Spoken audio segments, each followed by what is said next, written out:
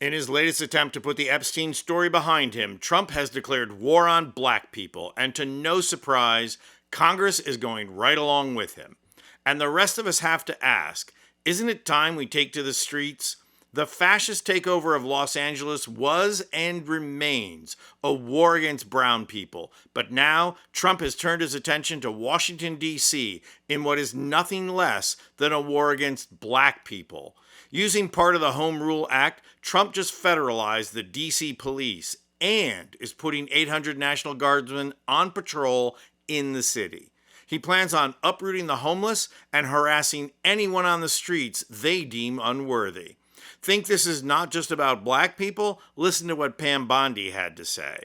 Our secret weapon here in D.C. is U.S. Attorney Jeanine Pirro, one of the toughest prosecutors and a former judge, and she is going to be talking about juvenile crime, how it's out of control here, and what she's going to do to fight back. No more crime rampant in our beautiful capital. No more teenage girls beating a disabled man to death.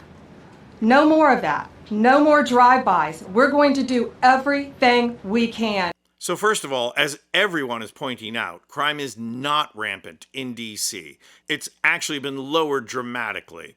But notice the crimes Bondi hand selects: teenage girls assaulting an elderly man, drive-by shootings, and drug overdoses. Ironically, she does not mention the biggest crime in D.C., the storming of the Capitol building. Bondi is doing what Republicans do so well with their base, speaking in racist code. The message is clear. Black people ruin our cities, and so us white people, like Jeanine Pirro, are going to lock them up and throw away the key. Jeanine Pirro, how are we supposed to take that seriously? And Bondi was the follow-up act to Trump, who was making ridiculous lies about why he is compelled to do this, while the networks fact-checked him in real time using graphics. Watch. Our capital city has been overtaken by violent gangs and bloodthirsty criminals, roving mobs of wild youth, drugged-out maniacs and homeless people. And we're not going to let it happen anymore. We're not going to take it. Just like we did on our southern border. So fact-checking Trump in real time using graphics, that means two things. First, it means the networks knew this was coming. They had those graphics prepared and on standby because this has been brewing ever since one of Trump's white Doge people got carjacked. With all the lives and careers that little turd wrecked, getting carjacked was less a crime than it was a major act of karma. Second, it means that even though the networks have given up on reporters being able to put Trump in the hot seat and confront him, they are no longer willing to let Trump speak without being contested. It's not much, but it's better than nothing, and it's better than just handing over the platform like they've always done in the past. By invoking the Home Rule Act, though, Trump can only federalize the police for 30 days. And that's when he needs congressional approval. Enter our favorite hayseed from the hill country of Kentucky, James Comer. Comer announced that he plans on holding a hearing.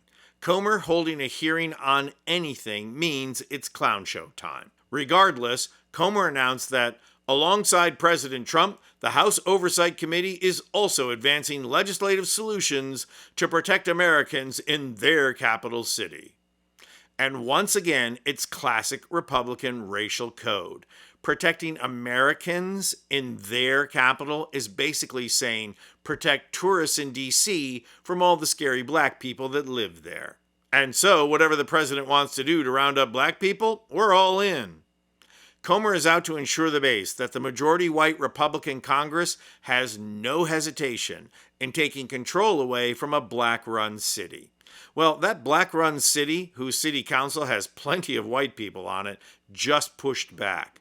D.C. Ward 6 councilmember Charles Allen called Trump's announcement dangerous and said, "The president taking over local control under the guise of public safety is an extreme, outrageous, and dangerous move for our city and for the safety of all our residents." And the entire council issued this statement: This is a manufactured intrusion on local authority. Violent crime in the district is at the lowest rates we've seen in 30 years. Federalizing the Metropolitan Police Department is unwarranted because there is no federal emergency. The problem with both Allen's statement and the full council's statement is they are taking these actions at face value and in a vacuum. They are missing out on calling out this move for what it is, a bald-faced attempt to bump the Epstein story off the front page.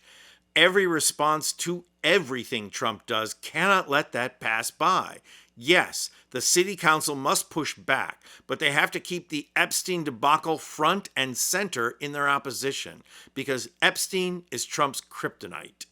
But the question that still remains is this: at what point do we take to the streets and confront the fascist authoritarianism taking over this country? Because the day is just around the corner where it's too late. I'm Anthony Vincent Gallo for Occupy Democrats.